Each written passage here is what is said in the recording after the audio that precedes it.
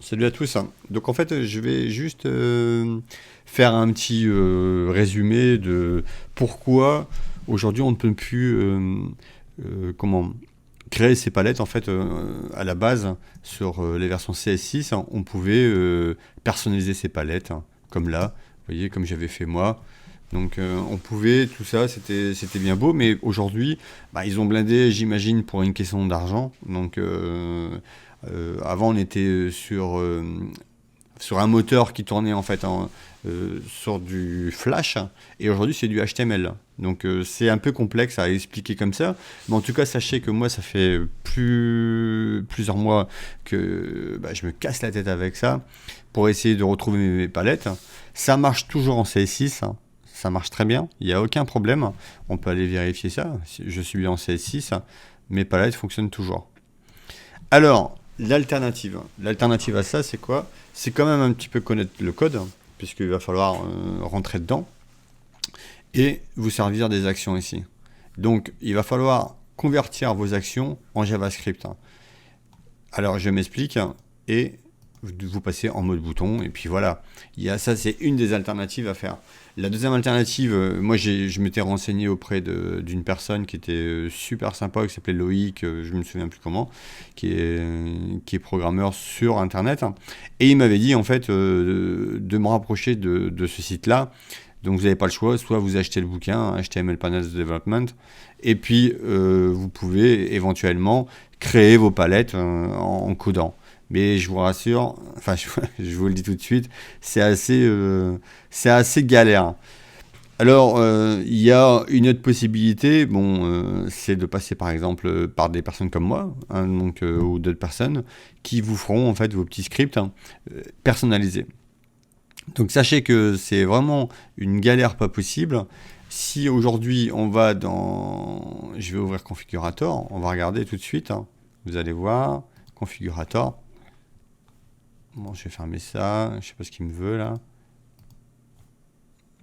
Voilà. Donc, avant, on pouvait, c'était tout simple, hein, il me dit dans la version CC Adobe Photoshop CS6 ou InDesign, vous pouviez les télécharger et blablabla et blablabla. Aujourd'hui, c'est plus possible. Sachez que c'est plus possible. Si vous voulez, déjà, on va en faire un, vous allez voir un nouveau panneau. Je vais l'appeler tuto, comme ça on verra. Je vais le mettre pour la version CS6. Voilà. Donc là, bah, vous mettez le champ que vous voulez. Moi, je vais mettre fil d'image, parce que je suis assez mégalo. Alors, ici, vous pouvez toujours mettre ce que vous voulez comme dit I. Alors, le truc, c'est que en fait, on va prendre un outil. Vous voyez, ça marchait très bien. Et là, on est en 2017. Hein, je précise quand même.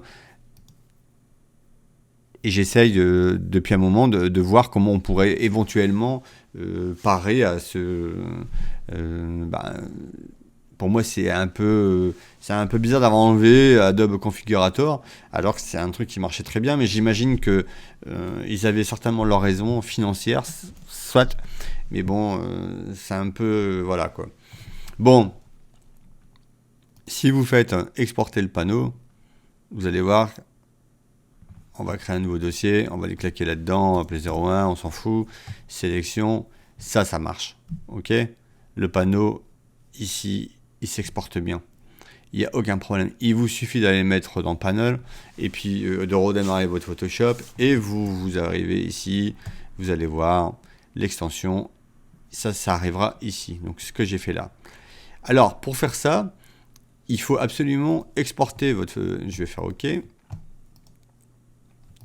Ici Coco, en tant qu'extension. Alors, le truc, c'est que j'imagine qu'ils ont encore blindé le truc, c'est que je ne peux plus. Bon, si je mets un mot de passe, blablabla, ça ne marche plus. Je ne sais pas ce qu'ils ont fait, ils ont certainement traficoté encore une fois. Ici, avant, c'était Java. Voilà. Et il n'y a plus rien qui marche. Je ne sais pas pourquoi. On n'arrive plus du tout à le faire. Bref, donc ça c'est une des solutions qui ne marche plus. Maintenant, je ne sais pas si quelqu'un que justement sait le faire et pourrait éventuellement m'aider. Mais en tout cas, je pense que en 2017, hein, on ne peut plus faire ces palettes-là. Sauf, à part de passer par des programmeurs qui vont ouvrir ça en HTML. Mais bon, ça va vous coûter un rein. Et vous pouvez toujours, bien sûr, éventuellement en acheter sur Internet. Et je pense que c'est pour ça qu'ils ont arrêté de les faire. Voilà, voilà. Bah, écoutez, si vous avez la moindre question, vous pouvez toujours vous rapprocher de moi. Hein. Vous allez sur finimage.fr, un petit contact, et on envoie le mail et je vous répondrai. En tout cas, pour ma part, j'ai abandonné. Maintenant, je passe par les actions, hein, chaque action. Et puis, quand j'ai besoin, hop, je prends voilà, tout simplement les actions que j'ai. Mais je vais vous montrer, par exemple, si je... Après, j'arrête. Hein.